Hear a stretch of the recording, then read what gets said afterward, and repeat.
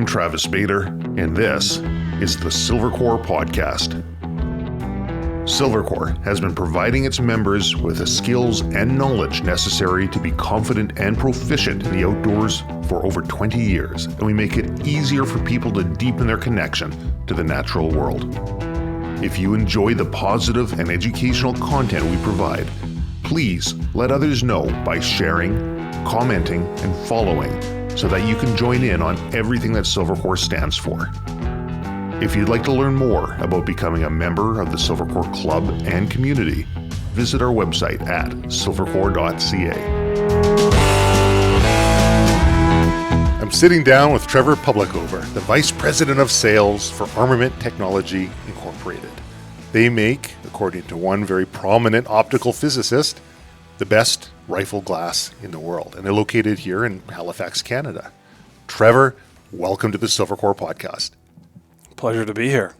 So, of course, that prominent optical physicist, that'd be Ilya Koshkin. Yes.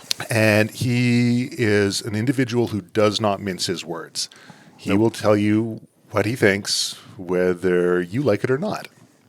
And when I was exploring different optics with him and talking about different glass that they have out there, he says, you know what? It goes to you guys, you Canadians. Best glass, quantifiably, in the world, ATI. And that's going to be your Tangent Theta line. That's correct, yeah. So that really piqued my curiosity. And I wanted to learn more about ATI and Tangent Theta, about what you guys do. And it's actually a pretty fascinating story. And you've got some interesting stories yourself. And I kind of broke a golden rule that I usually have, which is don't talk to the person really ahead of time. Don't talk to the person ahead of time. And because when you get into the podcast and you want to talk and you want to ask questions, you want it to be natural and something that you don't know the answers to. So there's a whole bunch of things that I've been kind of holding in the back of my head, although we have spent the last couple of days together and I got a good tour of the factory and what you guys do. But why don't I throw it over to you a little bit and you can tell me a little bit about the history of ATI. Sure. I'd be happy to. Honored to be here. Thank you. Really appreciate you jumping on a plane and flying all the way to, little old Halifax, Nova Scotia to see us. And honestly, my pleasure. Yeah. So we are a little strange for the Maritimes. We're unique probably in Canada and most places of the world. And we do have a pretty unique story in it. I think it's a pretty good story. Mm-hmm. So Armament Technology was founded in 1988 by Andrew Weber. And Andrew Weber is still the single owner of the company, since retired from his day-to-day kind of positions and maintains our executive consultant position. So he gets to come in when he's not out enjoying life, fishing, hunting, and kind of, meddle in our business when he's a meddler. But it's a good meddling. So yes. It's nice to have him around. So Andy, back in 1988, was working out of his basement, making sniper rifles for the police and the military. So he was modifying a 700 platform. Sorry, Remington 700. Yes, that's the word. And that got complicated. He at the time was selling to Australia. There was some contracts in the United States, Boston Police Department, several Canadian contracts, and it became very hard to convince a purchasing officer why his Remington 700, which was $5,000, was better than a $800 out of the box right 700, even though his was far superior. Right. That just kind of changed one day on the range in Connaught because Andy was a competitive shooter, has been all of his life, and had a relationship with Raytheon Elcan at the time, Ernest Lights Corporation, and they made the Elcan C79. So for all of us Canadians, it's a very iconic scope. It's on every single rifle that the Canadian military carries. It's either the big black or the big green thing on the top of the on the C7 or the C8. And back in that time, it was about 90, 91, 92. There was a few issues with the C79, and it wasn't retaining zero. Andy, being the machinist and the mind that he was, had figured out a fix for that on his own because he was having problems, but was competing in service rifle stuff, and was at the range, and he was beating all of the military guys in the competition. And there was a group of core shooters that would travel from here and go up to Ontario and compete. One day, one of the commanders came up and said, "Why is it that your group of guys using the same equipment that my guys are using, and you're beating us consistently?" Right. And Andy's like, "Well, it's because yours is not the same as mine, and I've found a zero retention issue, and I found a way to fix it." And at that time, the guy said, "Well, can you fix ours?" And Andy's like, "Yeah, absolutely, I can fix that." So that's really when armament that you are in today kind of kicked off. It was the maintenance and repair and support for every single Elcan scope that the Canadian military had. So that amassed to about 80,000 scopes. Every single one of them over the course of their now still current lifespan has come through this office, in some cases 2 or 3 times. So we've maintained that repair, support, refurbishment for the military for the last 15 years. And still today, that is awesome. We still do that today. So it's been a core part of our business. We've obviously evolved from that into multiple other divisions and brands. The story kind of started first with us representing Elcan outside of the C79 scopes to a commercial market. Right. So the Spectre DR, the 1 to 4, the 1.5 to 6, we were, and we still are, the master distributor for Elcan Raytheon.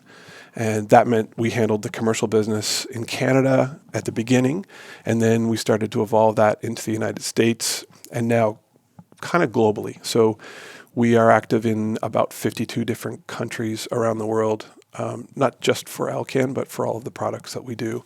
That really was the beginning of something different from the C79s that we did that supported that contract. It was still running strong. Then Premier Reticles was a company out of Virginia. Right, yeah. And they did long-range sniper telescopes. We were a distributor for Premier. So we would buy scopes, bring them in, resell them to our distribution network, took the risk on the inventory, Right. which is a familiar theme moving forward. As many people may know, if you're familiar with the long-range shooting community, Premier had some troubles. They went out of business and they were insolvent. And basically, there was several years where nothing happened. And Andy wanted to do something different because he was a competitive shooter. He's won medals all around the world. He's very accomplished. He couldn't find what he was looking for in the market at that point in time. So he said, "You know what? I can do something myself." And we had a relationship with the people who had previously owned Premier and cracked a deal so that we bought the assets of Premier. That was it. It was like the machines, spare parts. We had some inventory here, and Andy set out to design and manufacture and distribute what we would have considered the best scope, or what we would want it to be the best scope on the planet. That's a lofty goal. It was a lofty goal. And it still maintains to be a lofty goal, but we've come a long way in the last 8 years. Well, a lofty goal from somebody who's building Remington 700s and accurizing them and selling them and then getting into the optics world.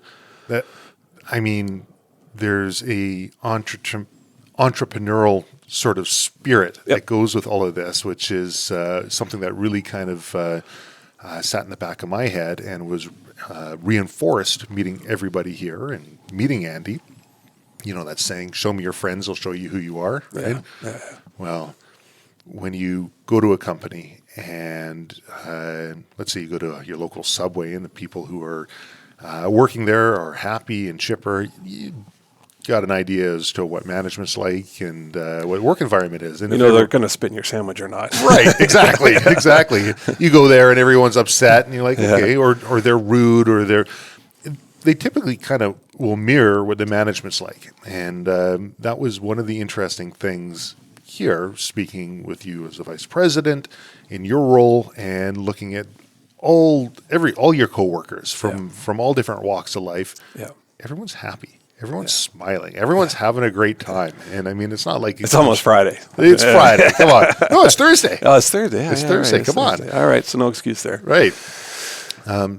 And before you go on, because I want to hear about how Tangent Theta and the goal there, talking about the Elcan. So Elcan, Elcan. So that'd be Ernst Litz Canada, right? Yep. Okay. You got it. So it was Ernst Litz II who kind of propelled the company forward, from my understanding anyways, and they have 4 subdivisions under Leica, I think it is. So high-end camera, optics, all the rest. I'm sure everyone's heard of Leica, if they haven't heard of Elcan.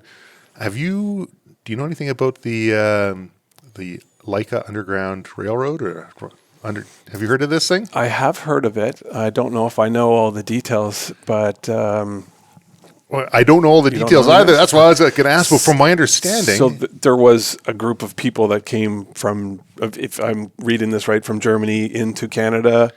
From what I understand, during the war, the Holocaust,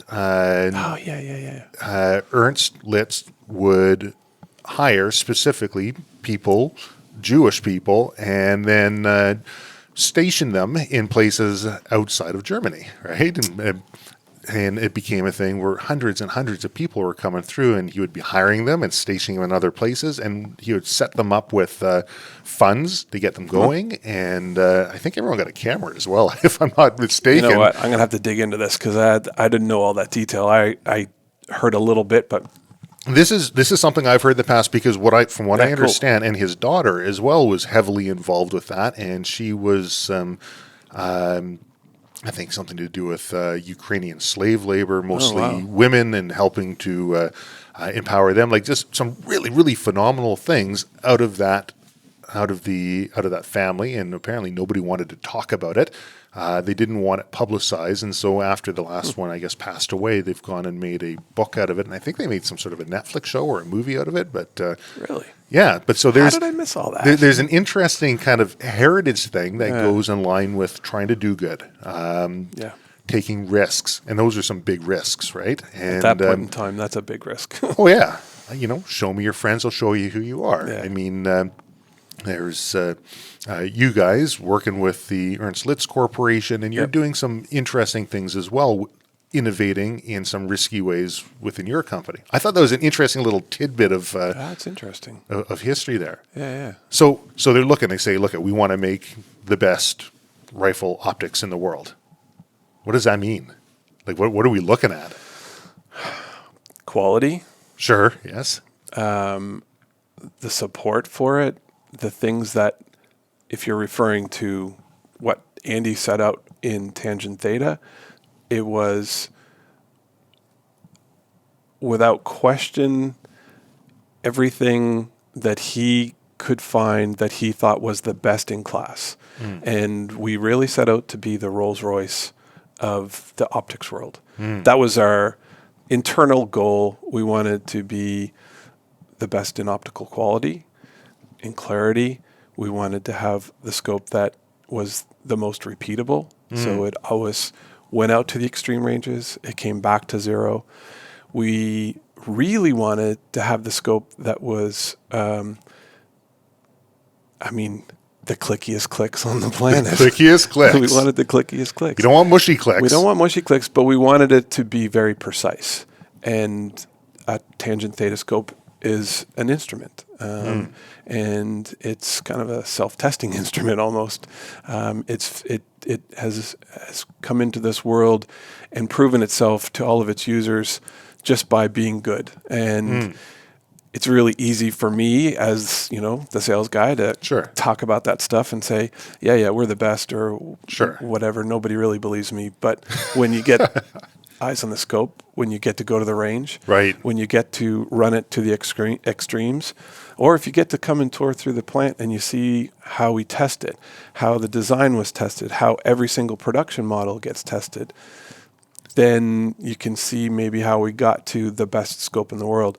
But being the best, it also means a lot more than just having a good product. You have to stand behind your product. You have to support the product. We're not immune to issues like everybody else. Sure. It's a bespoke product. These are handcrafted scopes. Things go wrong. Sorry, things go wrong.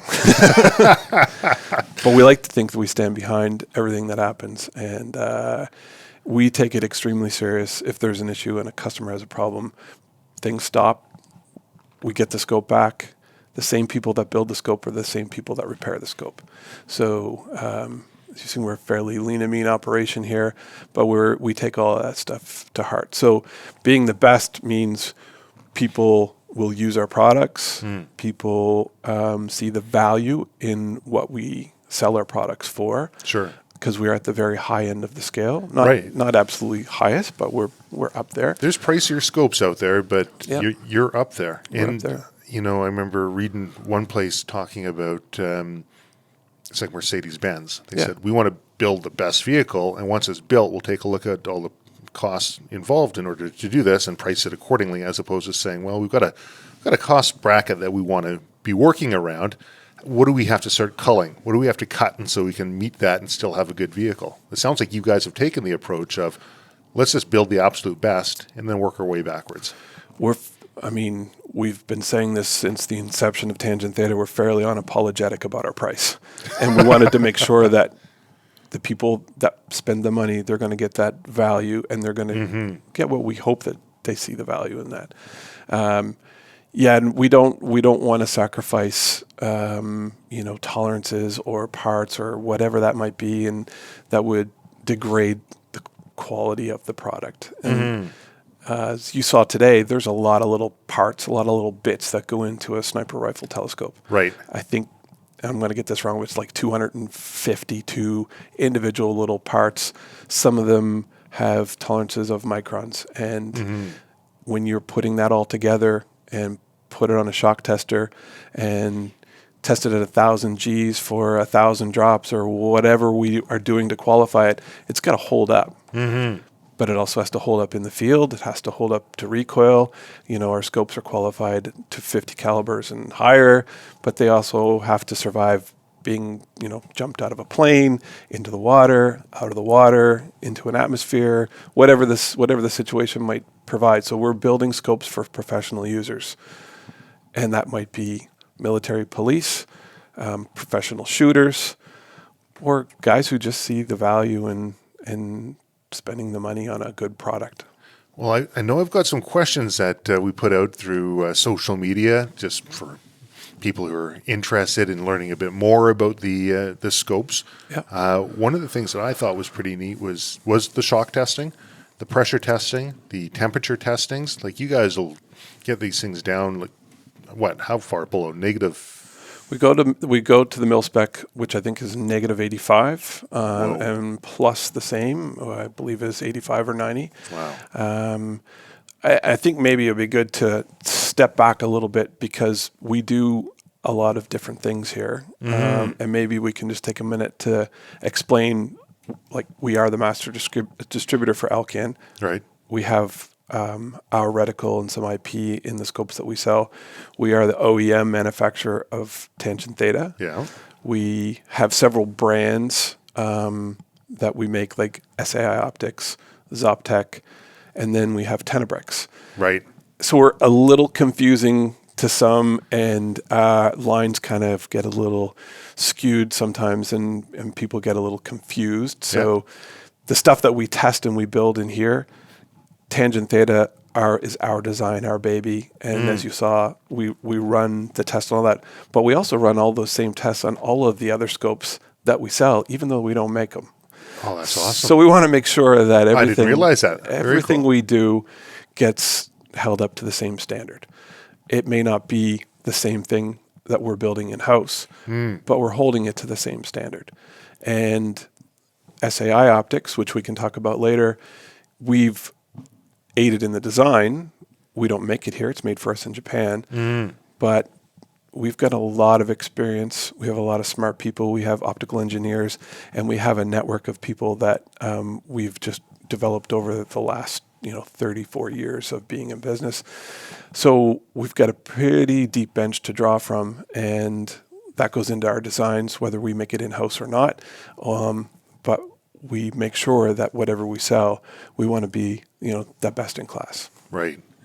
Well, do you want to jump into a couple of the questions that people had? Yeah. I got some questions about a hunting trip that you alluded to before, but before we get into that, let's just see if I can pull it up here on my phone. Questions are good. Yeah. Here's an interesting one. Release date for Tangent 7 to 35. Can't tell you. Okay. No, I can tell you. So we've been working on a 7 to 35. We've been reluctant to give a lot of information out. I did a podcast a few months ago where we kind of leaked a little bit of it and spread like wildfire. Mm-hmm. We are hoping that we'll have something for a demo model for SHOT. It may not be an official release, but we might have something at SHOT Show this year. We're kind of stuck on a couple components, so supply chain's been a bit of an issue. Why? I don't know what's happened. Yeah. We're planning and hoping that it will be in SHOT timeframe. If that doesn't happen, it will be shortly after that, but we're looking at Q1 for a potential release of 7 to 35. Wow, that's pretty soon. We're pretty excited. Well, and that answers the next one. How long till they release a Tangent Theta with a 35 to 37 top end? So that would be about the same, yeah. Will they ever make an SAI 6 with a different reticle? We will. I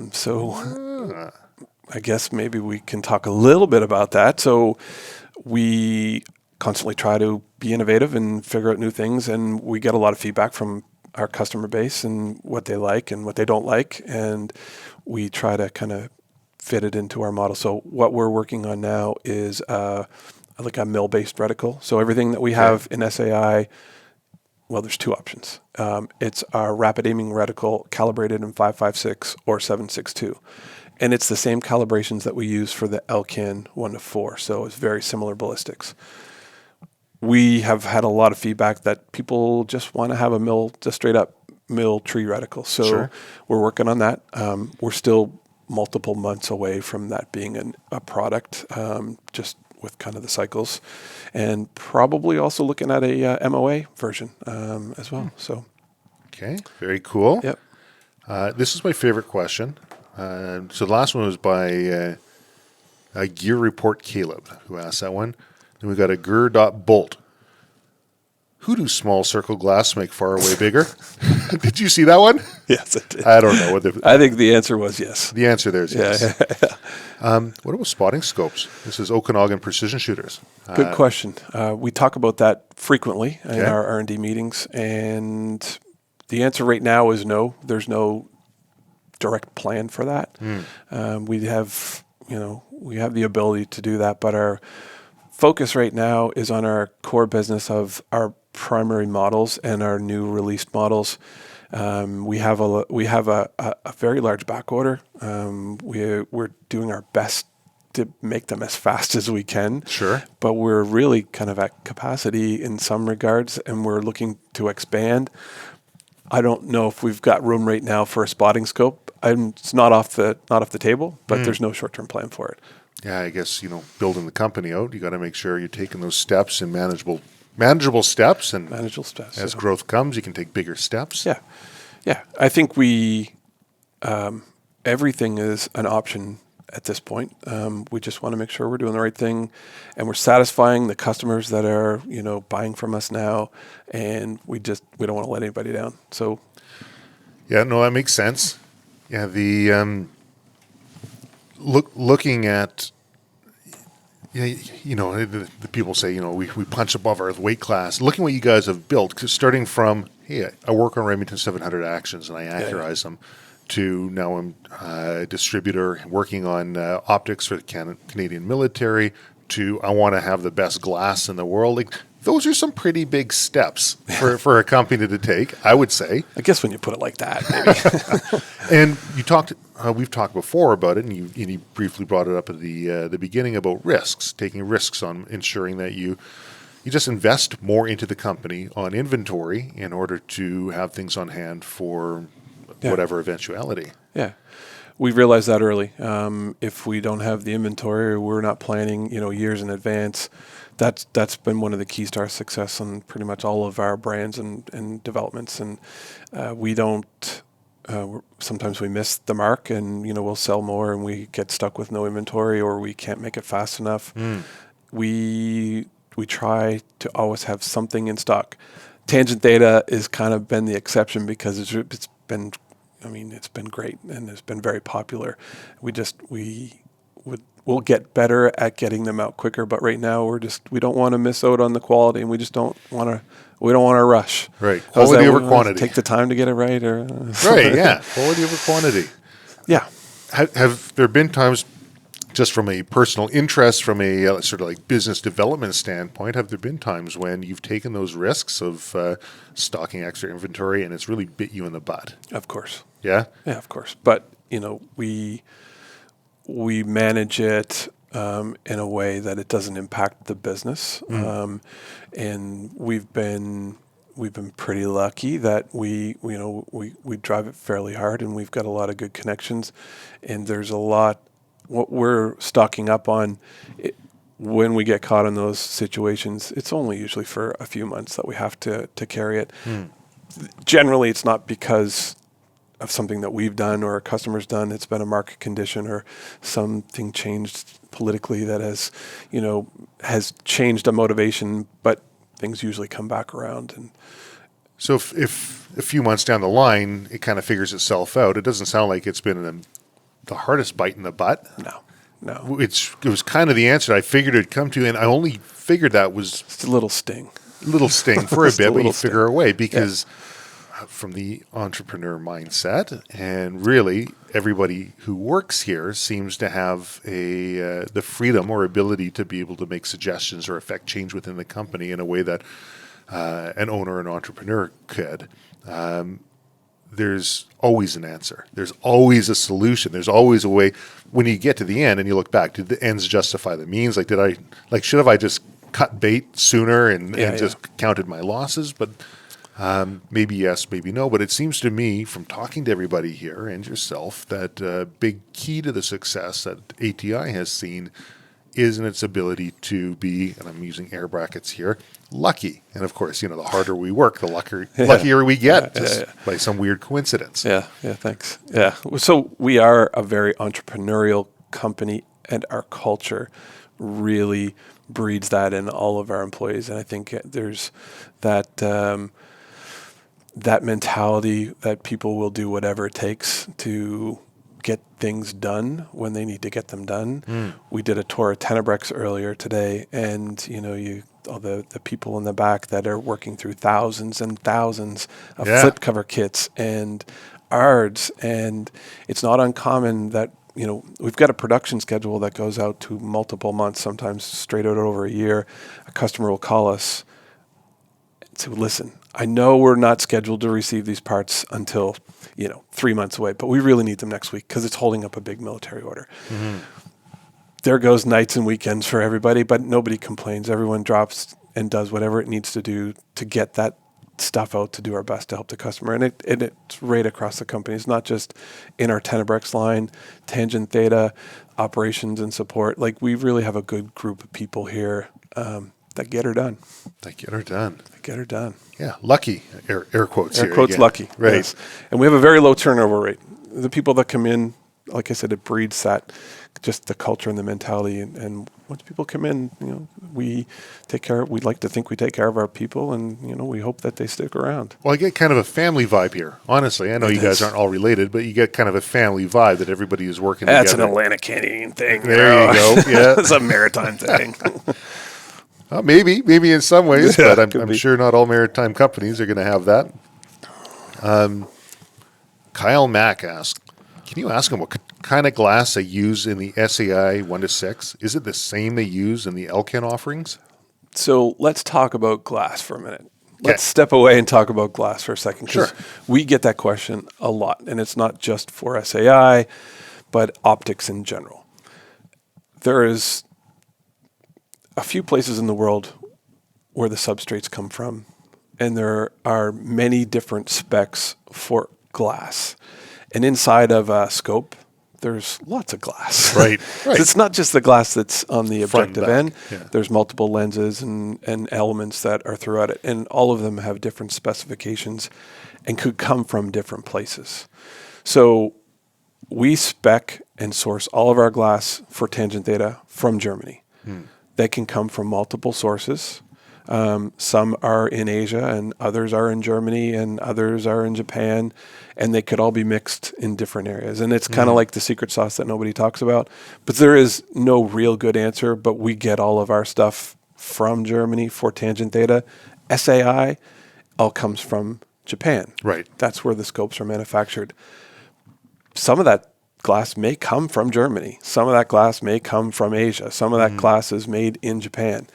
But it's all done by the spec of the actual element when it gets designed in the optical design early on. So the answer to the question specifically is it's probably mostly Japanese glass in the SAI. It's not the same as the glass that's in Tangent Theta. Very similar in the quality and the spec and the design because we got to spec that. Right. So there's a bunch of different glass elements inside, and they're probably all a little bit different. It's hard to say where exactly each one's coming from. Depends on the spec. That's a good point. That's something I never thought about, actually, that where does the glass come from? Well, not all of it necessarily comes from the same place. No, it doesn't. Huh.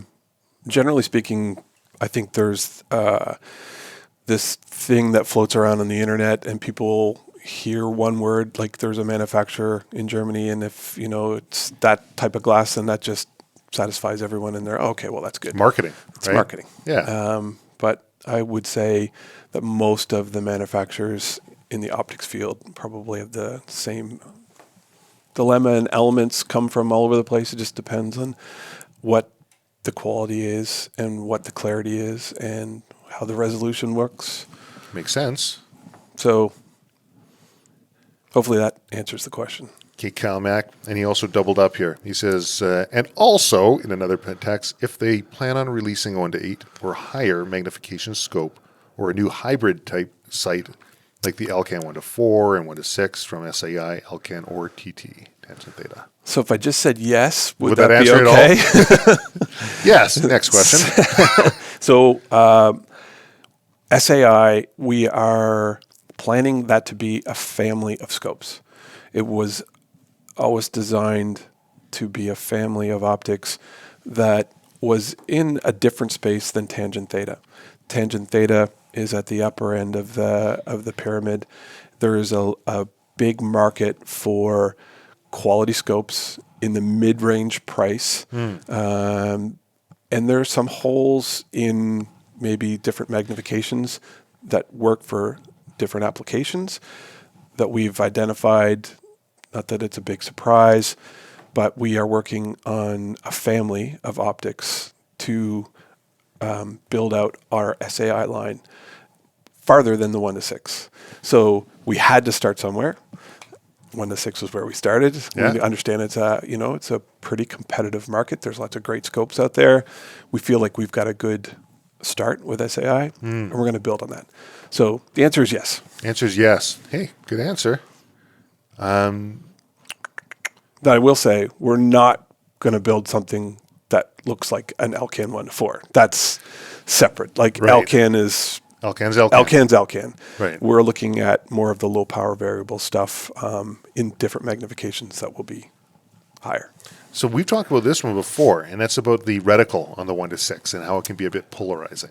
Yeah. And this guy says, I want to get a SAI 1:6, but the reticle leaves a lot desired, it says. Would love to see other offerings. Also, maybe a 1:8. So it looks like you've kind of touched on that a little bit. Next guy says, I agree, reticle's not for everyone. Glass clarity, build quality, color correctness is spot on, though. And that was by Gear Report Caleb. So let's talk about a polarizing reticle, because we had some chats about this today about We did. And a similarity between, in my opinion anyways, boots and reticles. Yeah. It's a bit of a fad. Yeah. It's a bit of a thing. It's hard for us to, I think it's hard for the industry in general to keep everything together. And there's not one reticle that satisfies everyone. Mm-hmm. There's some that come close, but there's a lot of design and The way people shoot maybe is evolving a little bit, and what they're looking for is evolving. Specifically, our rapid aiming reticle, the design, we've had it for a long time, and it was designed originally in a scope that was to bracket a torso from shoulder to hip. Right. And that X-wing fighter look that some people call it, that's at 100 meters. It's for fast acquisition and really draws your eye to the center of the target. Right. It's a lot for some people.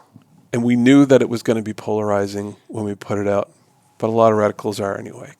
Sure. People just don't like some things about it. Other people love it.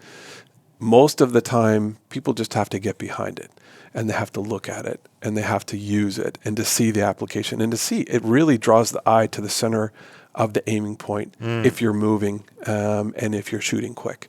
And that was the whole intent.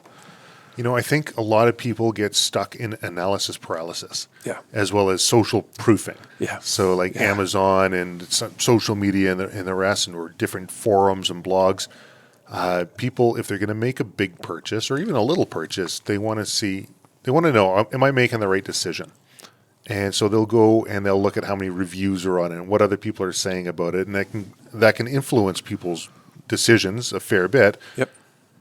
And I likened it to boots. I remember I was heading out on a hike with a buddy of mine. He just got back out of the British Army, fit and tough as nails, and he said, "Oh, let's go for a hike. We'll just walk up a couple of the hills around here." Well, they're not hills; they're mountains. But I better go get a pair of boots. Someone was like, "Oh, those Danners! You should get these Danners. They're the best boots ever. They're so comfortable. They work great. You never get a blister." Well, Danner's completely inappropriate as a hiking boot, number one. But at the time, or at least the ones that I picked up were. And I picked them up, and I couldn't wear shoes for about 3 weeks afterwards. Oh, no. I had blisters so bad. When I poured it, and it was pouring rain too, when I poured it out, it was just red water coming out of these things. Maybe they're great for that person, but until you get behind them and use them, everyone's feet are going to be different. Everyone's eyes are going to be different. We talk about glass. I mean, quantifiably, Ilya can say this is the best glass ever, based on scientific analysis. But how your eye sees it and then your brain perceives it is going to be a certain level of subjectivity involved here. And just like with those reticles, there's going to be some reticles that some people just swear by and they just say this is the best. And maybe it's really good for them, but you really have to go and try it for yourself. You do. And really, I've been shooting since I've been 4 years old. One thing that I have seen is a cycle of fads as they come through and they go over and it's all brand new again. But you can make anything work for you. You can. Maybe some things you're tweaking a little bit, but I mean, even your duplex reticles you can range with if you have known measurements on them, and you can and you can make calls with it, and just the old school hunter duplex.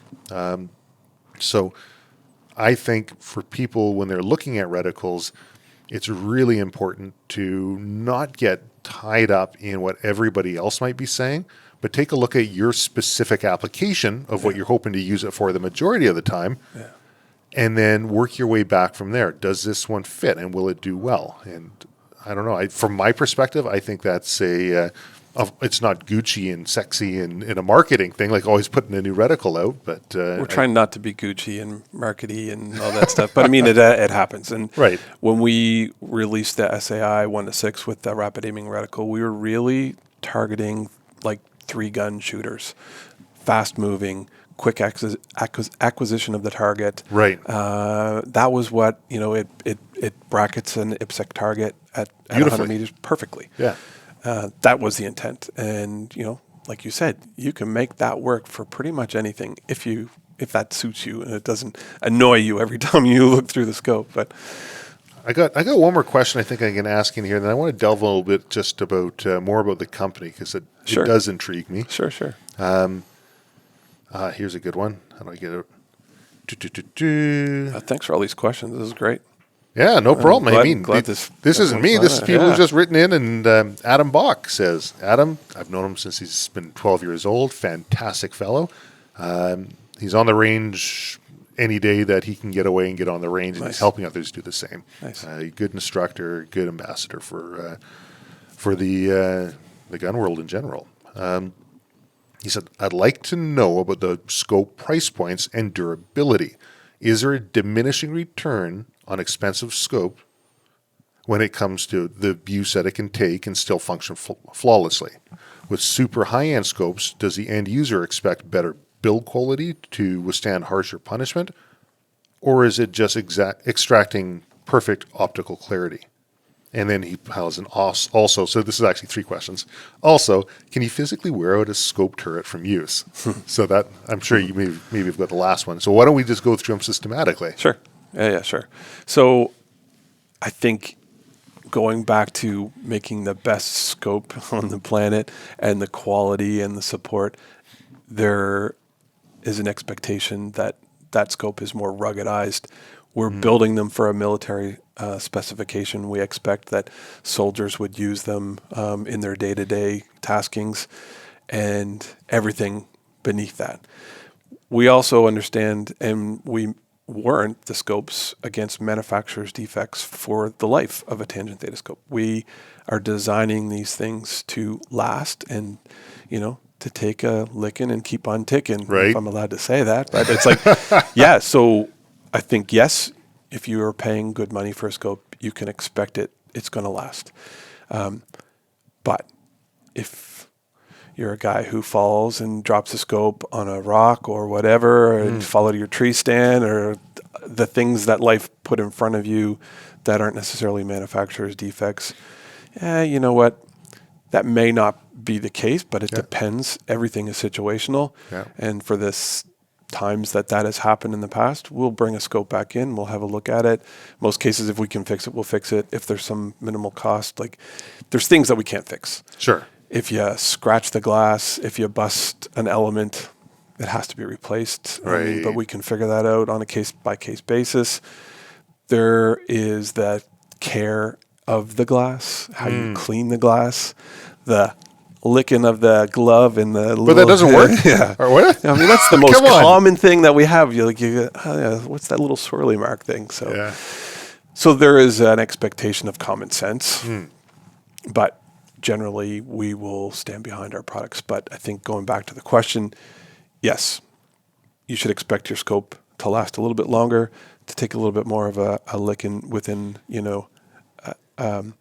a degree of understanding that it can only take so much. It is really aluminum and glass. Right. So inside of that, we test to a certain, our designs are tested and proved, and then our scopes are also tested individually. Every single scope that leaves this faculty has 1,000 rounds on our drop tester at 1,000 Gs.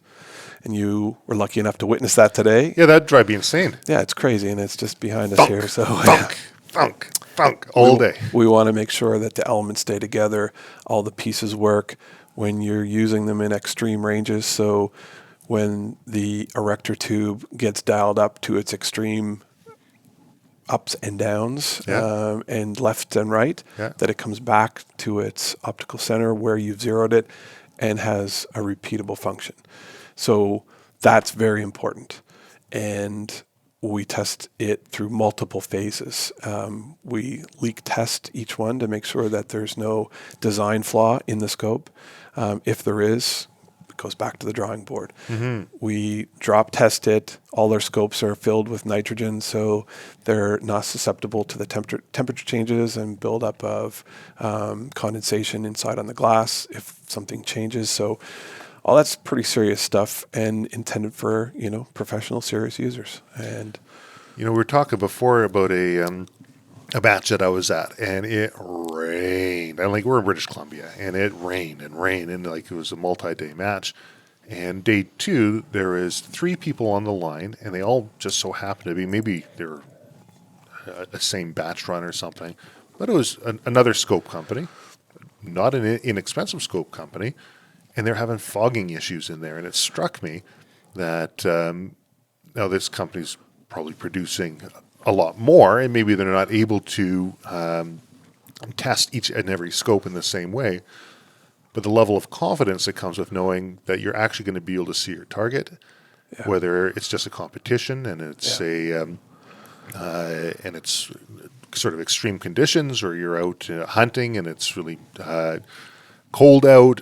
I mean, they couldn't see the target. The thing's just fogged completely up on them. Some they kept going through, and that pressure testing, that was just kind of neat, because on the underneath side of the scope, you got this thing you can attach before it's all fully assembled. Yep. And it's got to maintain and have zero pressure leak in or out. And there's ways, if there was a leak, they'd be able to determine and find it. I mean, that we've talked before on the podcast about like the Nike effect. Yep. You put Nikes on, you can run faster and jump higher, right? Yeah. And that's just a psychological thing, because people have a confidence in what it is. If I look better, I'll do better, right? But shooting is such a psychological thing. Yeah. Right? They say it's 90. So with tangent thetas, you can shoot farther and faster. Right. Right. Because you got that psychological sort of look at it. I have the confidence in knowing that it's been drop test X amount of times. And right.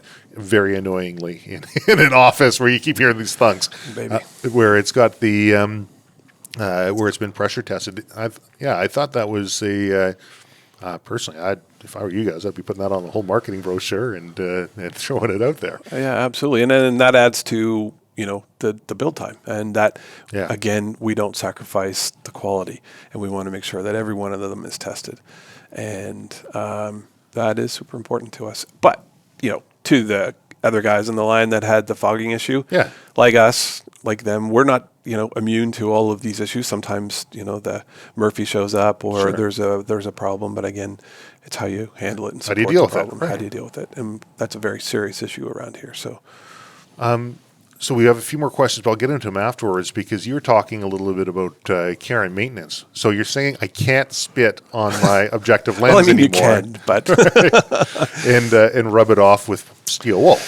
No, that's probably not best practice. Okay, so what about giving a little breath and maybe using a microfiber cloth or that's okay. Kleenex? That's Kleenex. That's a little sketchy unless you really had to. So every scope now ships with a lens pen, Tangent Theta. It's actually a Tenebraex lens pen and a microfiber cloth. Okay. We had story time. Okay. So we had an instruction sheet on our website probably 5-6 years ago, where there was this whole detailed set of instructions where you had like canned air, and you blew all the dust off the glass with the canned air. Careful with that. So I certainly do. How do you bead blast things? Well, compressed air and particles. Anyways. Well, this particular story was a bench rest shooter in the desert. Was it upside down? Upside down, and the glass exploded. Okay, I'll let you talk it through for people who don't understand what's going to happen here. So he read the instructions, and he was cleaning because it was dusty on the desert, and wanted to clear the glass off before he used the lens pen. But it was 110 degrees in the desert. Took the canned air, and instead of just blowing it off, turned the canned air upside down, which kind of turns into like this liquid nitrogen type thing, and sprayed the objective lens with the canned air upside down. It popped. So our bad. We shouldn't have said, don't do that on the desert when it's 110. We helped the guy out. Sure. So again, back to this whole common sense. Don't put anything that's abrasive. Your service gloves with a little leather, that was a big thing with a lot of the C79s we got back. Guys get sand on the lens. It's like, I gotta see. So the tongue and the thing, it works for a while, but what we say is, if you have a lens pen with a brush, or you can buy these little like little blower tubes that will kind of blow some light air, clear off the lens. You can turn the lens pen around, and there's a little pad that has some solution on it, so it gets out all the spots. It's pretty slick. It's easy. Just don't use anything that's abrasive. So the stuff that you think is going to work, the stuff you'd use on your eyeglasses, it'd be the same thing. Okay. So you can spray some like alcohol on the lens to clear it off. But would that detract from the coatings that are on the lens? A little alcohol? No. But particles and scratches will. Okay. Yeah. So, that compressed air cans. When I was younger, I used to get a fair few letters back to the school to my home, And they weren't always good letters. Oh, really? But I was able to take that compressed air upside down, and you can press down on the paper and spray it, and it makes the whole thing go translucent, so you can read what's actually in the envelope. And then shortly after, it all kind of evaporates and dries up. Oh, so, I like that. Yeah, that was my little spy trick. I like that. Yeah, so no canned air. No canned air. No canned air. Okay, so that's basic cleaning. Straightforward. We do have instructions on our website that don't have canned air? that don't have canned air. At least I hope they don't. No, we took that out. There's some detailed stuff, and there's different options depending on the level of cleaning, but just general maintenance is, What if someone does get a scratch on there? Can that be like polished out, or is that the coating that's... That's the coating. So if the lens gets scratched, depending on whether you can live with it, it means it either has to be replaced, or it's just beyond economical repair. Do you I've seen scratched lenses I've looked through and they look just fine. Yep. Right? I mean, but you look at the lens, they can have some pretty good scratches. Yep. Just like with photography, you can scratch a lens up and it takes great pictures. Does it have to be pretty significant of a scratch for you to have some sort of an optical issue, or? Well, I think it's more what the user can manage. So some people just can't stand to look through their scope and see any degradation in the image, whether it be a little spot of dirt, and sometimes dirt gets loose inside through through the production process. It happens. Yeah. There'll be spots on the glass. Some people can live with it. Some people can't. Yeah. Scratch doesn't really degrade what it is, except it's an obstruction in your line of sight. Okay. So it depends. So that clean room that you guys have upstairs, Yep. that was pretty cool. So you're a little bit, first thing I noticed when I went in there was a bit warmer, a bit more humid. Yep. Tri-laminar flow benches, so there's a positive airflow that goes through the whole clean room, which is meant to keep all the dust particles and all the dirt. That's why they don't let sales guys in there. So they just keep all that stuff out of that. And we have our people that work in the pods inside, and we do our best to keep the dust and the dirt down. Even throughout the whole office, we keep it at a very high humidity, and we just want to keep all that stuff at a minimum. Human air will bind to the particles, keep it down. You got it. Smart. Okay, so got an idea on cleaning. How about what are things I can do to really mess up mounting the scope? Good question. We get it a lot. Okay. And there are a lot of scope ring manufacturers. We've pretty much run the gamut of most of the major ones, and we've found kind of the sweet spot for our 5 to 25s, where we publish a torque spec for the rings. And it's 25 inch-pounds, regardless of what the ring manufacturer says is the limit for their rings. So we have a lot of experience and history through our past life with Premier, dealing with their scopes. There were some thin wall scopes where if you over torqued the rings, it would pinch the tube, which crushed the erector, which caused issues with parallax. Some cases you could release the tension on the rings and it would go back to what would be normal. Other cases it didn't, and it had to be ripped apart. Yeah. So we understood that in the design for our 5 to 25, so we beefed up the tube a little bit and we made it more rugged, and we published a spec to torque your rings to, which is 25 inch-pounds. I just said it. I'm going to say it again, 25 inch-pounds. Yeah.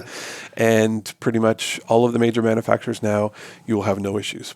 But there are issues that come up if you just are a mutant sometimes and forget and over-torque stuff. It happens to the best of us. Well, there's, when I started working on guns, nobody talked about torque specs. Yep. And then they became all the rage. Everyone said, it's got to be at this, otherwise your gun will fall apart or it'll blow up. It just won't work. And I think it's, if you have a feel and know where to tighten it to and it's not going to move, you're good and you're done. Some things that I've seen are people who don't store their torque wrenches properly. I mean, good point. Most have to be taken right back down to zero and released, and they'll have inaccurate readings. Or they start using oil in there or Loctite. And the fluid, that's going to change your settings again. And they're like, oh no, it said 25 when I did there, or whatever it might be. Having that feel is something you can't really teach. Yeah. I guess over a booklet or YouTube. It might be a difficult thing to teach. And maybe that's why they came up with everyone started getting hot and heavy for torque specs. Yeah. It happens. And, there's new ring manufacturers that come up all the time. We try to work with everyone, and we try to make sure that our stuff is, quote unquote bulletproof, but we're susceptible to all the same issues that everybody else is, right?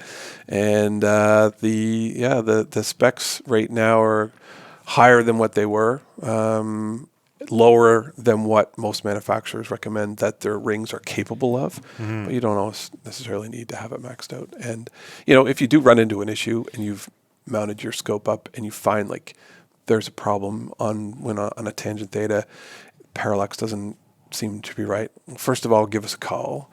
Maybe second of all, crank it down a little bit, or just check to make sure you're at the right spec. Maybe, have a do-over. But, give us a call at the shop and we can walk you through all that stuff because, that's pretty important. Sure. I'd say so. What about, let's see. So when you're mounting this thing, keeping it level, do you have any tips and tricks for people aside from... We have a whole big instruction sheet on very detailed procedures to level a scope. Okay. But, how do you level your scope? Do you level your gun? Use a plumb bob? Yeah. If you don't have all the tools, you can kind of make it up. Yeah. And in most cases, it works. Yeah. That's sort of what I found. And, if you got an eye for it, you should be able to see if it's level or not. Yeah. I think if you have a stable base for your gun, level your gun, your rails as best you can, mount your scope, use a plumb bob hanging off the wall, level your reticle. There's a lot of more detailed stuff that you can go through, but it depends on. Well, and some people say, like they'll put a level on top of their scope and they'll say, well, this scope caps might not necessarily be level with the reticles. Correct. Okay. In most cases, I don't think they are. Okay. I don't think like not a good procedure for you to set the level on top of our scopes or any scope because it's not necessarily the same in line with your rail. That's a good point. I don't know. Did we answer the last question there on the can you wear out your No, we didn't. your turrets? No, but let's go back to that. Okay, Adam, we're back. Because that's an important one. Okay. That's one that we pride ourselves on, and we spent millions of dollars to focus. We wanted... Millions? Oh. Like hyperbole? Easy. Yes, easy. No, not hyperbole. No. We spent many years in development to get to the place where, A, we had the clickiest clicks, and that they didn't degrade over time and use. So we set up multiple jigs, and the way our detents work are a little bit different. They're not, ball detents. We have a little special thing inside. Yeah. Saw that. It's pretty cool. It is pretty cool. We mounted it on a jig and we hooked it up to, it was pretty basic. It was a drill. And we let that run for weeks and hundreds of thousands of rotations, which far exceeded what the normal life expectancy would be, probably of the user of a scope. Sure. And in most cases, nobody would ever be adjusting the turrets to that level. That's not really OCD, but sure. It could happen. So what we wanted to make sure is that over time, those clicks didn't get mushy. And they stayed precise and crisp and tactile, and you could hear every positive click. And that was very important in the original design and slowed things down. And we maintain that today. And you saw it yourself. There's people that spend a big chunk of their day testing the clicks and making sure that everything is perfect. Very cool. So I would say no, unless you go completely crazy, which you'd have to spend a lot of time. Our clicks are not going to get worse over time.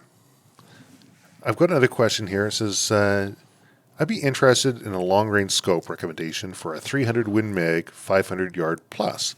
And this is from a fellow, Searsy 300. And he's I know him to be a hunter, been out waterfowl hunting with him in the past. I'm wondering if he's looking at this from a precision rifle standpoint or a hunting standpoint, but maybe if that little background gives a flavor to an answer. Yep. And I think we have something that's in between all of that, where you could cross into precision rifle and hunting. We have something that kind of is dedicated to completely hunting. So we have a 3 to 15 in a hunter, long-range hunter model. It has special turrets, they're kind of locking, but you have to click them up to dial your targets, which I don't think we actually get to see today. But No, we didn't look at that, did we? so the 3 to 15, it's a 30 millimeter tube, more than capable of engaging anything, 500 plus at that range. Yeah. And everything that we offer above that would be suitable. It just depends on how much weight you would like to carry, what zoom or what resolution you want to see at distance. Obviously, a 5 to 25 is going to get you a little bit closer to whatever it is you're aiming at, if that's what you want. Most people stick around 10 to 12, depending on how far their engagements are, and I would say you'd be comfortable at that level.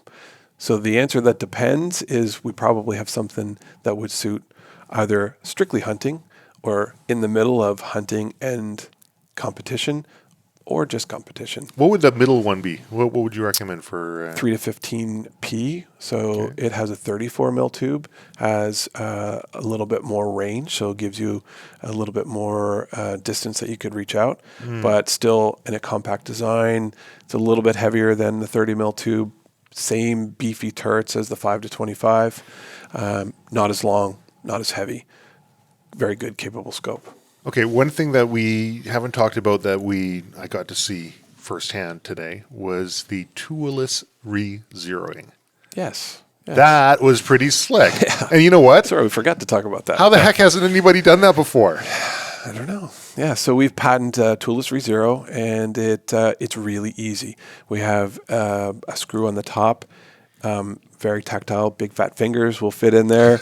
Once you get your zero, as we did today, you unwind it 4 or 5 revolutions, pick up your turret, put it back to zero, tighten it back down. You're done. Yeah, and it even holds your zero stop for you. Like it does. Resets, so it resets it, so you then have 5 clicks past that. So that's pretty damn cool. That's pretty damn cool. Yeah, it works very well. So if people haven't seen that and they're interested, I'm going to have something on the little video of that. We did a little clip, so that'll be good. Yeah. I'm looking at a few notes that I took here. President on roster, too clean toilet. Yeah. Quick notes taken down, right? Nice work. Make sure not to mention. Right? Whoops. We're going to bring it up anyway. So I just passed my 10-year mark with the company. Feels like it was just yesterday. So it's been great.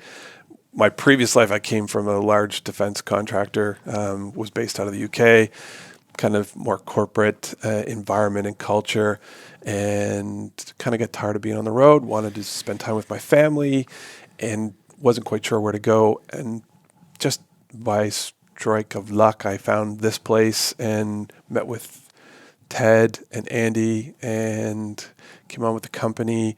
And within the first couple of weeks, I went to the bathroom and there was a duty roster on the back with a bunch of names and a cleaning schedule. And I'm like, what's this?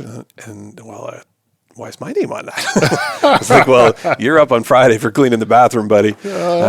So it speaks to the culture of our company. And I was like, hey, you got to be kidding me. And looking back now, it's pretty cool. I mean, it's super cool. The president, the owner, there's nobody that got excluded from cleaning the toilet duty or scrubbing the floors.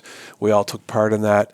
I was, I believe, employee number 5 or 6 when I came on. So it was entrepreneurial. It still is. We don't have to clean the toilets now. We actually have somebody that comes in to do that. Thank God. We have a lot more people too. So well, it speaks to the business. Like I always hate it. Well, that's not my job. It's not my department. That's for someone else to do. I've worked here for X amount of years now, so I'm above that. I mean, the job's a job. We all do it. Some are dirty, some aren't. But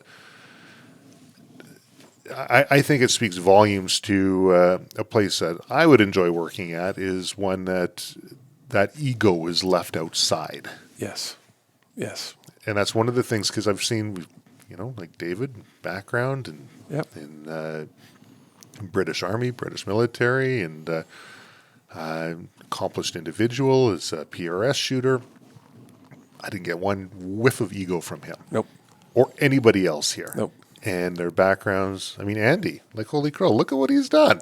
Yeah, right? pretty amazing. From nothing. Yeah, pretty Just- amazing. Out of his basement. Yeah. Well, I heard, I didn't actually know the whole story with Accuracy International. I thought that was kind of interesting. Yeah. I think we can talk to the AI story maybe, but Accuracy International just started out of their basement, so to speak, as Yep. well. And they just, Yep. two people working in the shed. They got this contract to, or possibility to have a contract, and they just rented a big old warehouse and had their friends dress up and look busy. And they said, "Look at this is our warehouse." It was a part of the procurement process. They had to do a factory tour, but that sort of spirit of just getting it done. And now look at them, where they're at. AI is they supply all the UK military with their precision rifles. Huge. And other armies as well. Yeah. The difference between them and us at that point in time is we actually owned the building. So It's funny. yeah, for sure. You had a hunting story. I want to hear this one. You haven't brought it up yet. No, I haven't. Yeah, I don't No, know. haven't. So in the entire couple days here, I heard something about having to be medevaced out. Yeah. So 2 years ago, I just passed the 2-year anniversary. I grew up hunting with my dad and my brother, and we hunt on the eastern shore. It's a very rugged, thick, dense area. Generally, whitetail, if you are lucky, if you see them out 20, 50 yards, that's max. And we had found this new spot, and we kind of planned for it for 6 months. Looking at maps, we gone in, done recce, and we set up blinds and cameras and all that. And my dad and my brother, the plan was to go and set in the blind. There's 2 lakes. I was going to go and kind of circle around, and there was a big buck that we were kind of tailing. I got fresh on the tail of this monster, so I was a little bit, jacked up. Yeah, a little excited. And side to that, and lessons learned, and actually some of the things I've even picked up on the podcast from watching some of your guests. I know a lot of things that I did wrong that day, a lot of things that I could have done better that led to me getting medevaced out of the woods. So I was in a real tough spot where I was kind of on my hands and knees crawling through some thick bush, and there were some quite steep hills with some quite steep little drop-offs. And, in my truck, I carry a first aid kit and a tourniquet and, all kinds of bandages. And I have a little spot messenger, so if I get caught, it's in my truck. All in your truck. And my that's pack, where you need it, right? which is I had enough to probably survive a week in my pack, which I was only going out for the day. But no way to message. So I had my cell phone. Okay. And I had a Garmin GPS. And I probably halfway through the morning and messaged my brother. I said, "Hey, listen, I don't know if you can see where I'm at, but I'm kind of getting close. This is my plan. I'm going to circle around this area." Gave him my UTM, and then kind of figured out on my phone that I could service. So we started sharing stuff. And then I took a step and I kind of cut my finger, and I looked at my finger. I was like, you know what? I'm really dumb. I don't have anything to bandage myself up. So I put my gloves on, and there was a fairly steep ledge right in front of me, and I kind of just surveyed the area. I took one step, my pack on, I had my gun in my hand, and I just lost my footing at the edge of this ledge, and I just went face first over the ledge.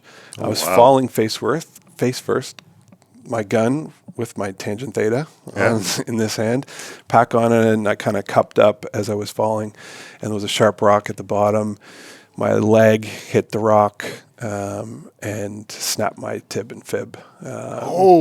So that's a good break. And it was out through the skin. So compound. I kind of fuzzed out for a few minutes, and I picked up my phone, and I could still get to my brother. And I'm like, I'm really messed up.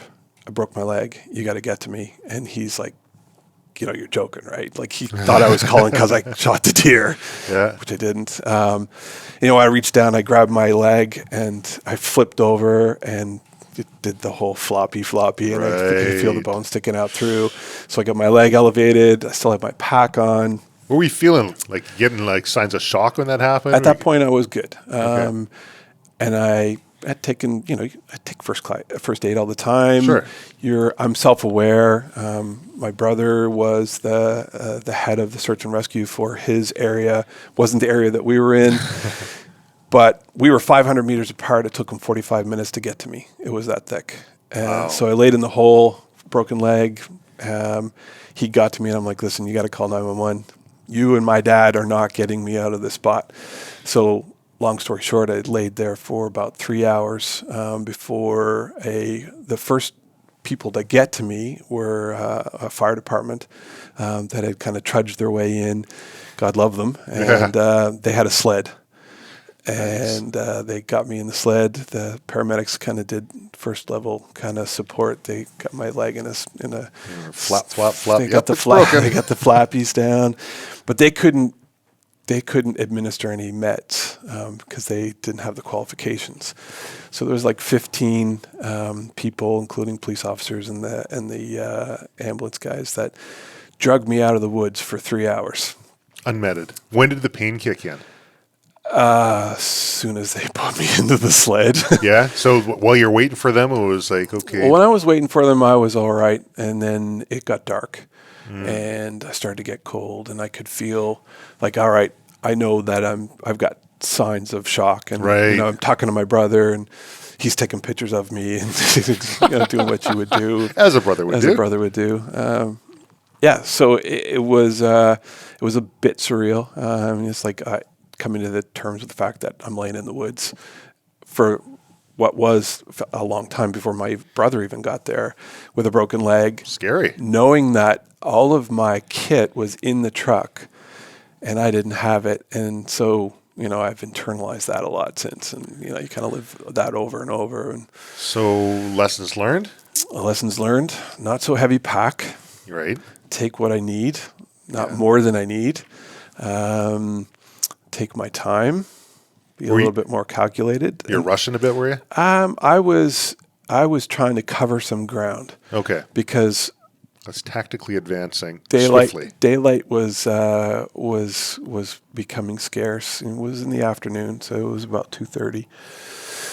I wanted to get my eyes on that big buck, and I wouldn't have left home without my spot, and I wouldn't have left my tourniquet and all my other first aid stuff, which for some reason was in my truck, and I decided to take water and some other food, and I had a blanket and other things, which I did use, but I had just some dumb mistakes that could have really cost me, and if I wouldn't have had cell coverage, that would have been tough. It'd have been worse. You'd be crawling. Yeah, that wasn't going to happen. So, about how far of a fall was that, do you think? I'd say at about 6-7 feet. So it wasn't crazy, but I watched my leg hit that rock, and this is like, I knew as soon as it happened that something was up. So the question I'm sure everyone's asking, how'd the scope fare? You know what? It was strangely it was the thing that I can remember thinking about as I was falling, because you hear so many stories of guys falling with their rifles and discharging. So as I'm falling, I threw it to the side, and it landed in some moss, and there was some rocks. There was some scratches. It's since ran the battery tests here, still shooting it. So it was our 3-15 Hunter model. It was fine. Wow. It did way better than me. Way better than you. I needed a 3-15 on my leg, so. I'm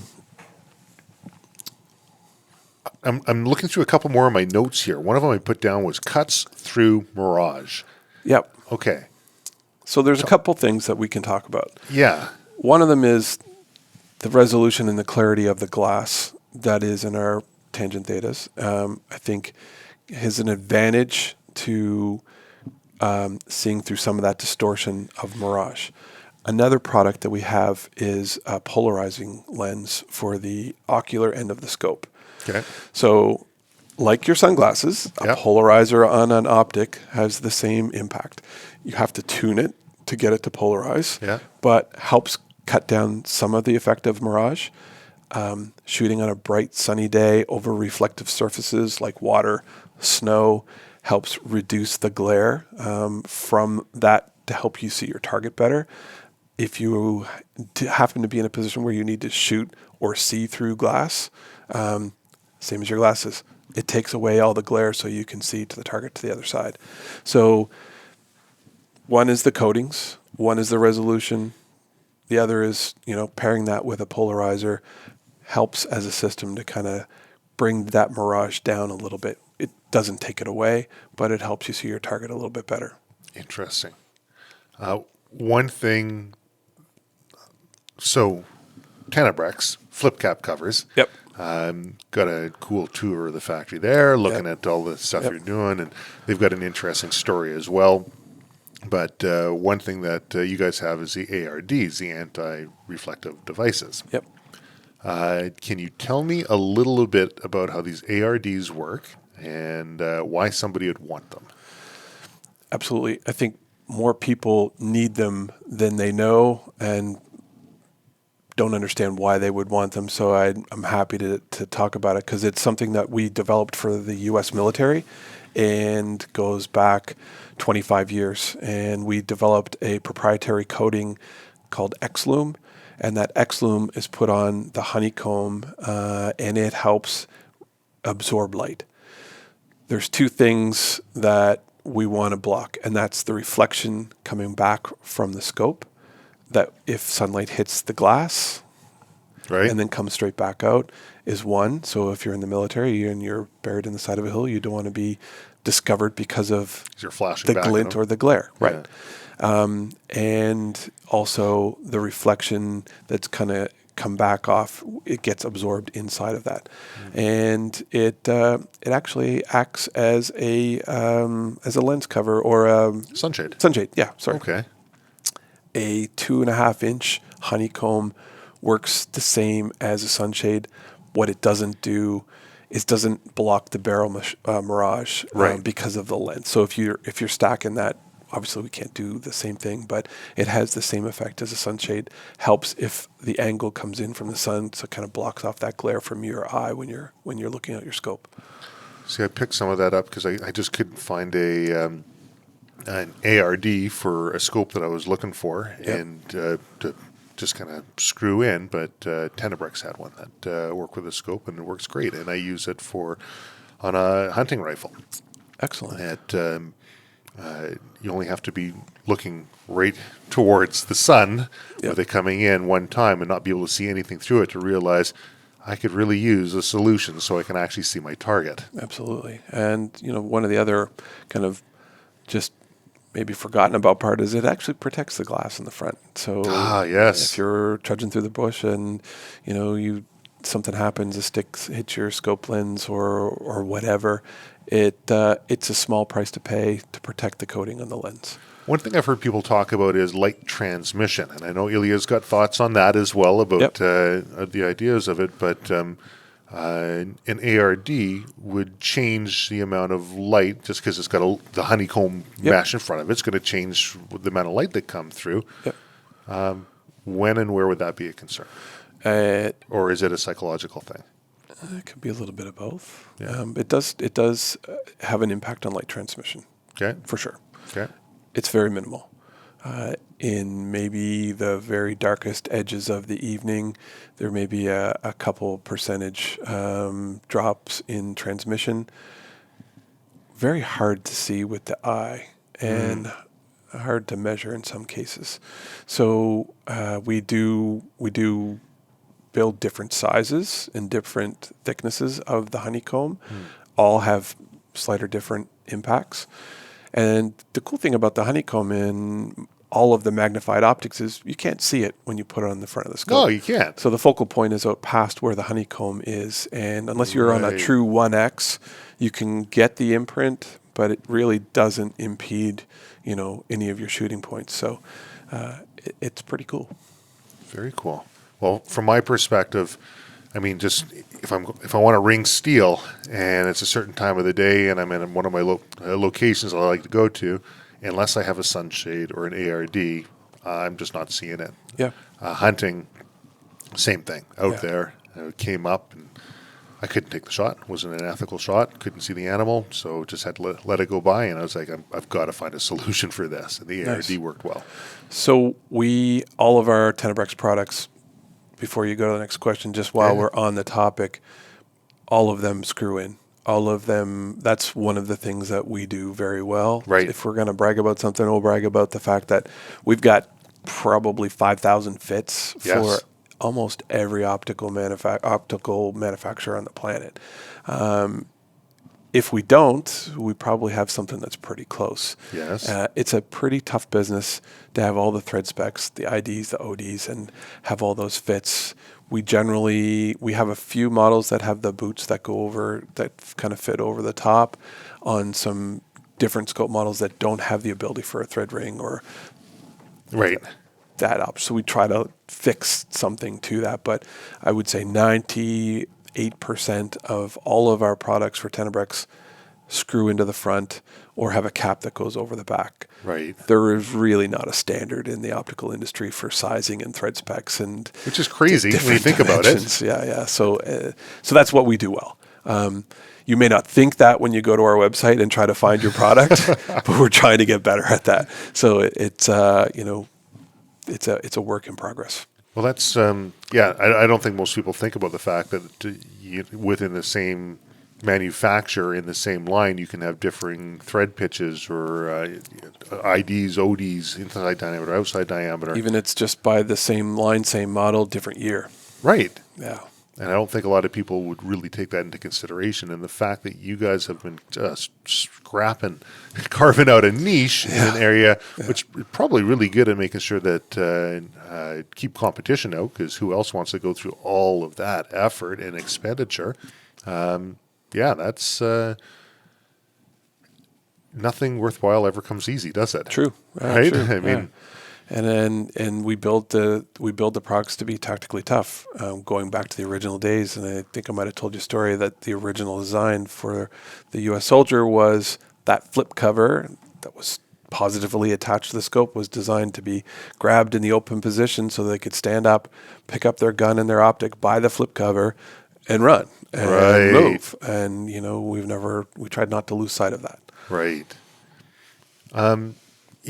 Sometimes being in the right place at the right time, or setting yourself up so you're ready when the right opportunity comes up, that plays a big part in business. Saying yes to the right people and making sure you're surrounded by the similar-minded people who are positive, who work in the right direction. I remember listening to you speak before about saying no to the wrong people. Yeah, that's a tough one. Yeah. There's a lot of different companies that have different business practices, and we want to partner with companies, distributors, dealers who share our same beliefs, who understand what it takes to sell a high-end optic. We never compete, or we don't compete on price generally. I'd say we never compete, but we stand behind the product. We understand that we are then probably the most expensive in some cases. All of our products are usually a little bit more expensive. So having a partner that understands the value and the quality is extremely important to us. We've learned a few hard lessons. We've had to break relationships because of that, because they're not a good extension of our company here, or us as the way we want to portray ourselves to our customers. And that's always a tough place to be in, because hey, we're Canadians, we want to be friends with everyone. We don't want to be that guy, but sometimes you got to be that guy. And you've built your business and reputation on saying yes. Can you do this? Yes, we can. Yes. Right? Can we take this Elcan? Yes, we can. Right? Yeah. And at a certain point, you got to turn around and look at, am I saying yes to the right people? Yeah. Am I being a little bit more selective? So if something like that comes up, is that a big boardroom discussion and everyone's weighing out the pros and cons, or do you guys kind of have bumpers in line and just say, you know what, this person's offside, or this company's offside outside of our bumpers or parameters that we've put in, we give them the opportunity to correct it or they're gone. Is that sort of as easily pragmatic as we kind of know what our variables are? I think in a lot of cases, yes. Comes with experience, comes with hard lessons learned, gut instinct. There's a few things that tip you off. People go down a certain particular path at the beginning of a relationship. Not that you want to kind of paint everybody with the same brush, but you kind of, if you've done it enough and things kind of tweak you in a different way, you kind of trust your gut, you trust your instincts. Yes, I would say everyone would, if they messed up, we'd give them multiple chances to correct. Right. We want to avoid getting to the place where we have to correct somebody. If you can just identify it right off the bat. Right. Yeah. That's interesting, the gut instinct portion of it, because people don't really talk about that in business, and you don't teach gut instinct. Yeah. I mean, the best predictor of future performance is past performance. Right. So you and I were going to get into a business relationship. First thing we're going to do is look at each other's past performance. Yep. And we're going to take a look at social media presence. We're going to take a look at, like, personally, if I'm getting into business somebody over in British Columbia, I get onto Court Services Online. And if they have, I had one person phone me up and he had this idea. He wanted to build a mall for guns and getting all these gun things together, and he'll have a range in there, and we'll be integral to this. And warning bells, bing, bing, bing, as this person talked. And they had run some very successful businesses and presented with a lot of flash and a lot of panache. But my gut, something was just ringing. So I got off the phone. First thing I did, okay, Google a name. Use OSINT, open source intelligence tools, right? Absolutely. Court Services Online had 3 pages of civil suits of people suing this person or the person suing them back. And I'm like, thank you, no thank you, right? But, I mean, the proposal that this person was coming out with, it sounded great. And I think that's a difficult thing for people in business to quell their ambition for success, however they deem success in their own business, to stop and regroup and say, what's the macro of this look like? What's the big picture of this relationship? What would be some, like, without naming names, sort of warning signs that you would see? Like, if you were to talk to old you, going back a little bit, prior to learning, I'd kick his butt. We have a pretty wide variety of customers and have had over the multitudes of years. And we're not looking for more.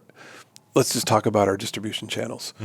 We're not looking for more internet-based customers that just have no angle except to sell it at a cheaper price. Right. A lot of our products, we maintain MAP and we protect them, which protects our distribution network. And we're looking for good partners who pay their bill, know how to sell optics in the way that we would want them sold, and kind of extend our culture and relation ethos into our customer base, or what potentially will be their customer base and ours. Things they say when they call us on the phone, tougher on the phone.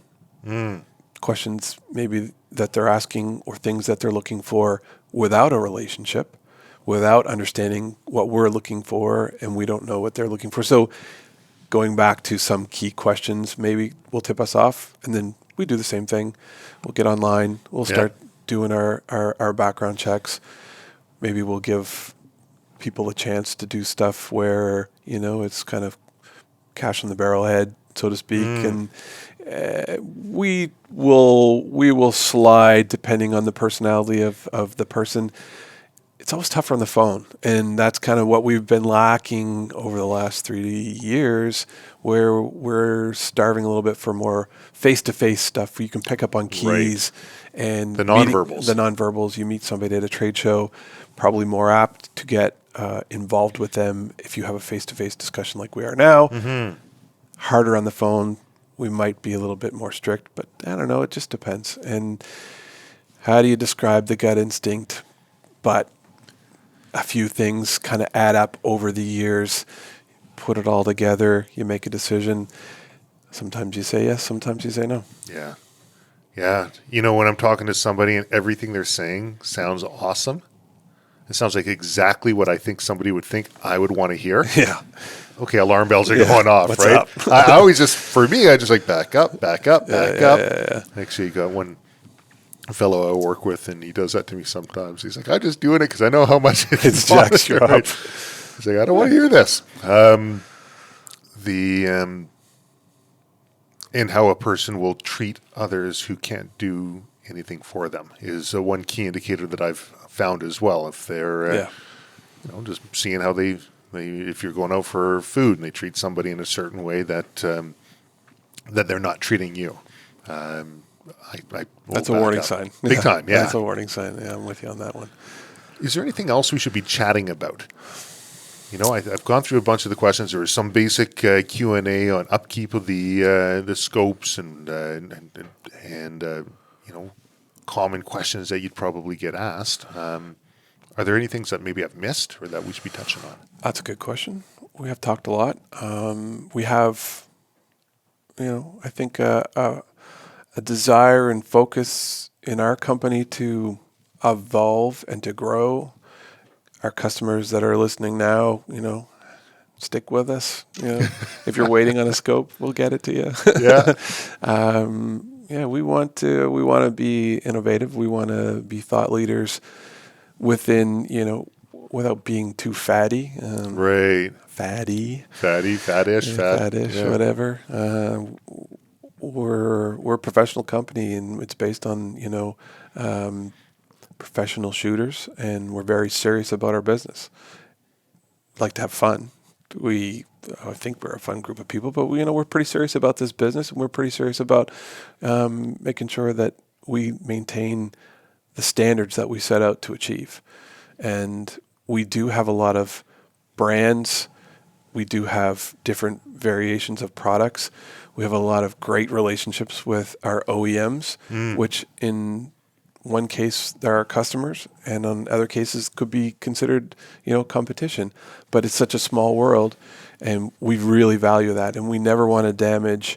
We'll never sacrifice the business over the relationships that we've built over the last 10, 20 years in cases like small company, and this industry as a whole is a fantastic place to work. For me, for a lot of the people here, I grew up in the outdoors. I love to fish. I love to hunt.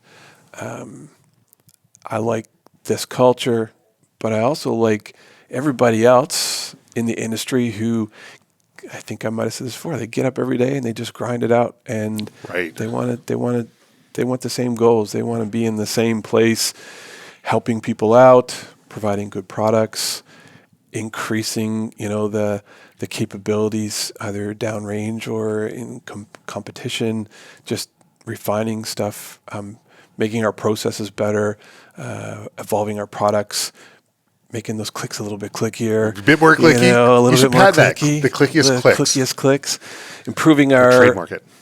Might already be. I don't know. Just stuff that makes us more efficient. And it's for everything. It's like when a customer goes to our website, I'm really concerned that it's complicated. And sometimes I question, man, I wouldn't buy from me.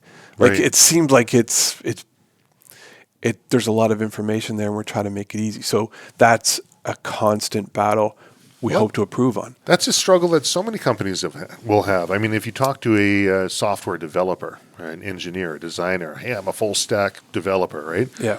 They're going to talk a very different language than what the end user is going to want to see. That's the way they have their UX experts, right? The people that, from an engineer's perspective, they can produce the best quality product, but is that being presented in the best way for the end user? And some places do the other side, and they will present in the absolute best way, but maybe what they got behind them isn't going to be quite at the same level, right? Yeah, and I think the way that from an operational perspective inside, we could make it different. That's easy for us, but it would be like almost incomprehensible for our customers. And so now it's a process. Like we build everything almost. It's not just in time because we carry all the inventory, but it's got to go into a build cycle. And I'm talking specifically Tenebraex. Right. So if a Tenebraex customer orders a flip cover, an anti-reflection device, whatever, that gets through the system into the build cycle. Well, there might be 7,000 parts in front of that one customer's order. It takes 2 to 3 weeks. So what we need to do is get better at that. So there's a lot of things we want people to have our products in a timely fashion. Companies like Amazon, other just-in-time, which, the FBA fulfillment where I can have a product that I order like almost the next day. There's an expectation of online procurement that's what it's going to be. And unfortunately, for us, we're not there, but we have a goal to be closer to that. Well, that's, as one developer actually I was talking with said, everybody judges their user experience or customer experience based on the best possible thing out there. When people look at an online store, they're comparing it to Amazon, which has millions and billions of dollars to be able to perfect and see what everyone's like demographic and psychographic, all of their user habits and all the rest. So it's tough for the small and medium-sized businesses. It can be tough for the big ones too. Yeah, for sure. And another challenge, not only just for us getting the customers to find the part, like when you went to find the part and the fit for your scope, hopefully that was a good experience. Yeah. We also have a challenge with our dealers who want to carry our products. So imagine a store that would have to have a shelf that had 5,000 parts on it. It's not going to happen. So we've struggled a lot with that in the past, and it's very difficult for customers to get the stuff that they need, have it on the shelf. Some of our competitors, it's a little bit easier to fit and model stuff. Ours, it's impossible. So our best path forward now has been to get our dealers, if they want to offer Tenebraex products to their customers, we can get them set up on our website as kind of a dealer account. They have access to all of the fit guides, all of the models they can buy at our dealer pricing directly on our website. It's easy for them, easier for them, because then we don't have to manage a whole bunch of infrastructure to keep them up to date. And then it's easier for us too, because we can kind of get that into the cycle quicker. So, very cool. And the other part that really kind of stuck out to me was the relationships. How you're saying you don't want to. Why would we burn this relationship? Those are super important. Honestly, anybody listening to this, I know we've covered a gamut. I know we're talking about optics, but we're also talking about a company. We're talking about being an entrepreneur. We're talking about lessons learned on a hunting trip, right? I mean, there's a kind of a wide gamut what we're talking about here, but I can't say it enough. Business, it's not personal, it's just business. People say that, right? I don't know. Maybe somebody out there who's much better at business than I am can have a compelling argument to the contrary, but in my opinion, all business is personal. It's all based on relationships. Those relationships take time to establish, which are based on trust. You betray that trust, you betray the relationship, it affects the business. And that's, from my experience, the core of business. In every situation that we've been in, a downturn or we've run into a rough patch in this company, it's the relationships with our distribution and our customers and our OEMs that have seen us through that. Right. Every single time. Yeah. And it's always it's not personal, it's just business when things are going good on one side. Right. You just wait till the other side of the coin comes, and it will come. And we hope that we never forget that when the people that, help you when you need it and, when you don't, and they're always there. It's those, for me, that's super important. Awesome. Trevor, thank you very much for being on the Silvercore podcast. I thoroughly enjoyed my time with you, with the company, and recording this. Thank you. It's been an honor.